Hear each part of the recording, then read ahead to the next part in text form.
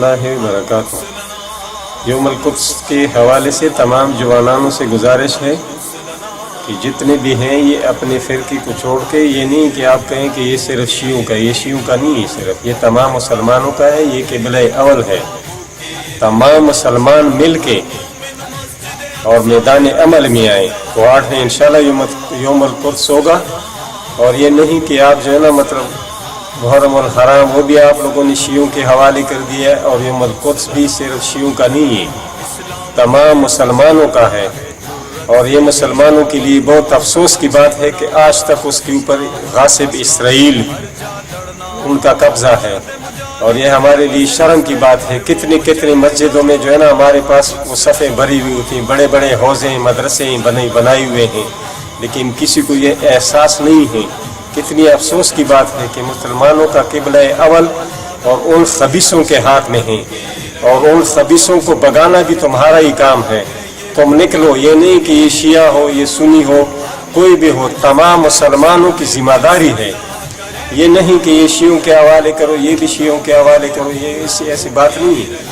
جتنے بھی مسلمان ہیں تمام، یہ یوم القدس کے حوالے سے میں آپ کو یہ مطلب آگاہی دینا چاہتا ہوں کہ ہر بندے کی ذمہ داری ہے، جوانان، بوڑھا، بچہ، بوڑھا، تمام سب کی ذمہ داری ہے، چاہے وہ سنی ہے، کسی بھی مذہب سے تعلق رکھنے والا ہو، جو لا الہ الا اللہ محمد رسول اللہ پڑھنے والے ہیں، تمام جوانانوں کی ذمہ داری ہے کہ یوم القدس کو وہ اگر گھر میں بیٹھا رہا ہے تو اس کا مطلب ہے کہ وہ امت رسول اللہ میں نہیں ہے، اس کا امت رسول اللہ سے کوئی تعلق نہیں ہے کہ یوم القدس کا دن ہو اور وہ گھر میں جو ہے نا وہ آرام سے بیٹھا رہے۔ بہت افسوس کی بات ہے کہ آج غاصب اسرائیلوں کے ہاتھ میں جو ہے نا ہم ایک اپنا وہ قبلہ اول آزاد نہیں کر سکتے ہیں۔ کتنی افسوس کی بات ہے، بڑی بڑی باتیں کرتے ہیں ہر آدمی جو ہے نا، دین کے نام پر کتنی بڑی بڑی شخصیتیں بنی ہوئی ہیں، خاص کر علماء دین صف اول میں کھڑے ہو۔ یہ نہیں کہ جو ہے نا آپ لوگوں نے ہر جگہ پہ جو ہے نا وہ قبضہ کیا ہوا ہے، گاؤں میں جو ہے نا آپ ادھر مطلب روڈ کے اوپر آپ نہیں نکل سکتے ہو۔ کتنی شرم کی بات ہے کہ یوم القدس کا دن ہو، کوئی عالم دین دینی لبادہ اوڑھ کے اور وہ کسی گاؤں میں بیٹھا ہوا ہو۔